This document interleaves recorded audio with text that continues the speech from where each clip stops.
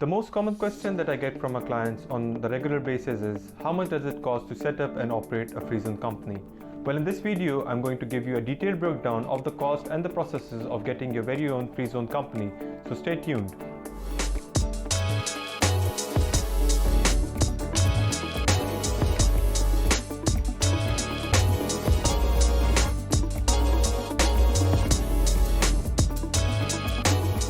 Hello, my name is Shiraz Wahid. I'm the founder of Setup Hero, where we help entrepreneurs set up their companies in UK, US and UAE. You want to know how much is the cost of setting up a Freezone company? Well, let's just start with the basic now. What is a Freezone company exactly? Free zones are special economic zones that are set up by the UAE government. Any entity that is established inside the free zone is called a free zone entity. These free zones are set up to provide special economic incentives and promote business within the UAE. The major difference between a free zone and a company that is established in the local jurisdiction, that is called an LLC, is that in a free zone you are 100% owner of your company, while in LLC most of the time you have to have a local person, a local Emirati citizen who is the co-owner of the LLC. Another major difference between free zone and local LLC is that the free zone company can deal only with businesses and people outside of the country and within other free zones.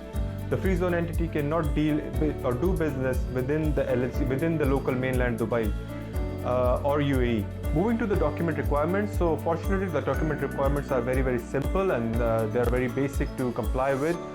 For sure, there is a background check, and then if something comes up on the background check and the banks or the free zones wants further things, then that's something different. But as far as to set up your company with the free zones, the document required are your passport copy, your visa copy, either if you are already having a residence visa or your tourist visa, and if you don't have both of them, that's also fine.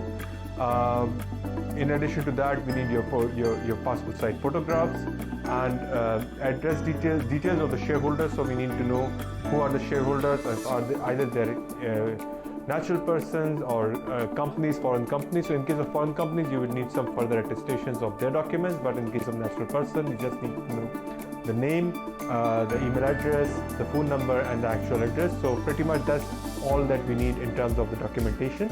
Even though the basic documentation requirements are very simple, there can be, based on the industry that you're working with, there can be additional requirements for additional documents, and there would be approval from the relevant authorities. So in terms of, let's say you're doing a food and beverages businesses, so there would be a food and drug authority that you need approval from. In case of real estate, that's the RERA or the Real Estate Regulatory Authority. Similarly, if you're in jewelry, then there's a Security Regulatory Authority, and in case of chemicals, there is a separate regulatory authority that deals with businesses in chemicals. So in case if your activity is relevant to those kinds of businesses, then you need to take this extra step and get to those authorities, get yourself approved, and then submit those approvals along with other documents to the free zone, and then hopefully you get your free zone entity set up. Moving forward to the actual cost of setting up in free zone.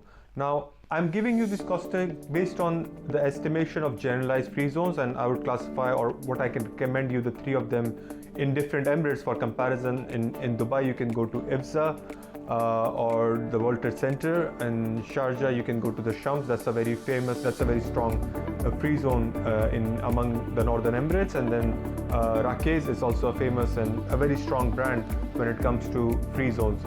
So I'll give you an average cost of setting up in these generalized free zones. For sure, specialized free zones and then LLCs would have a much higher cost.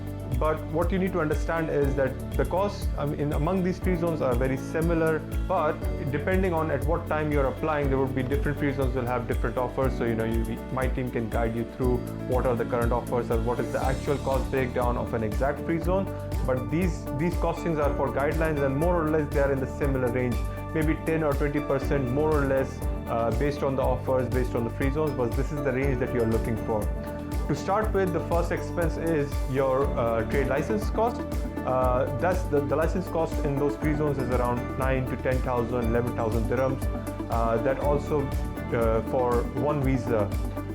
There are cheaper ones that are for freelance visas, but the problem with them is you have very limited access in terms of your operations, in terms of your banking. So in case you want that, then in case that suits your need, then that's something different. But for the purpose of this video, I'm basing the costing on one visa, and then I'll let you know if you have further more visas, let's say you have 5 or 6 visas, then how to increase the cost and how to calculate the incremental increase in the cost. So coming back to the costing, license, it's 9,000 dirhams. The immigration card, it's again 1,500 dirhams, and the e-channel registration, that is 2,250 dirhams. Both of the documents are required for you to register with the human resource authorities and the Ministry of Immigration, and that can help you with getting issuing the residence visas on your company. After that, there is a lease agreement. So either you rent an office, or you get a shared workspace, or you get a sustainability lease agreement to show the proof of address for the banking and for your incorporation.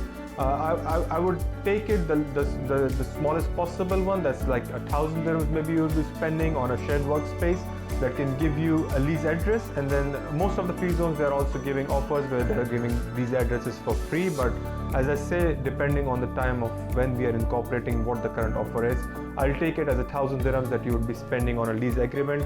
For sure, if you want to get a bigger office, then or you want to get test spaces, then it gets increased. Apart from that, you as an investor would be spending 3,500 dirhams as an investor visa. This visa will be valid for 3 years, and the price that you are paying at the moment would also be for 3 years. There would be further costs for your investor visas, that is Emirates ID and medical exam that you would be giving, and that would come around 1,500 dirhams. There would be a status change if you're already in UAE in another visa and you want to change the visa status, then additional 1,000 dirhams would be for your status change. What happens is that all in all, this comes down to around 19,750, or you can say 20,000 dirhams, that requires for you to set up and start your Freezone company. Now, as I say, between the generalized Shams, Ifza or Rakez, one would be 18,000, one can be 21,000, depending on when you are applying for the Freezone. But generally, is the cost 20,000 for a one visa Freezone company. Now, I can give you some rough guidelines on how to increase these costs and come to your own estimates. So let's say if you want 2 or 3 visa company, then you have to add 6,000 dirhams additional for each of the additional visas that you are getting. So let's say you want a 3 visa company, then 20,000 plus 6,000 and 6,000, so it would be 32,000. If you want, like, let's say a 5 visa company, so 1 visa is already coming with your investor visa package, that is 20,000. You need additional 4 visas, 6 into 4, 24, that's 44,000 that you will be spending on a company that has 5 visa quota and 5 residency visas that you can give out to. In addition to this, what I can give you are rough guidelines in terms of going into a mainland entity. As compared to this, you would be spending around 30 or 40% more what you are spending in the Freezone company to start a residence, to start an LLC company, and it's a base. So let's say if you're paying 20,000 for your Freezone company, then at a minimum you will be paying 30,000 or more or less. It also depends on the activities, but 25 to 30,000, that's your starting point for getting your LLC company. Similarly, specialized free zones such as DIFC and DMCC, you will be paying at least 100% or 200% more. So that starts with like 50,000, 60 or 70,000 dirhams that you would need to pay for DIFC and DMCC.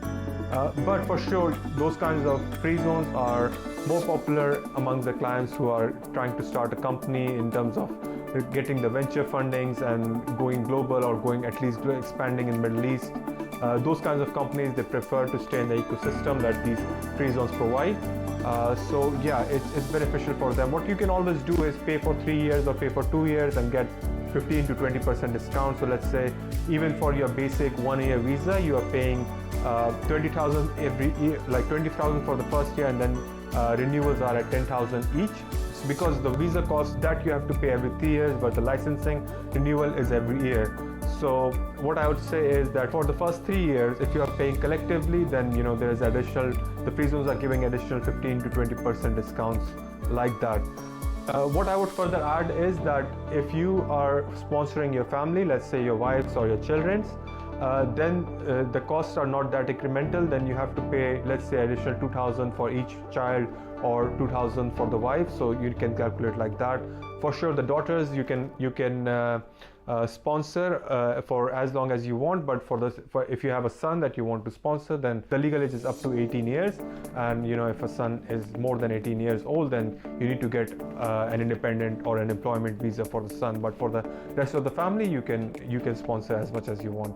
If you have any questions regards to the Freezone or LLC incorporation or UAE residency, you can drop a comment below and then I can answer you that. Also subscribe to my channel for more interesting videos on personal taxation and incorporation. Also, if you want my team to help you with your incorporation and UAE residency, then you can always book a call with us with the link in the description below, and we would be glad to help you in getting you started with your incorporation journey. See you in the next video.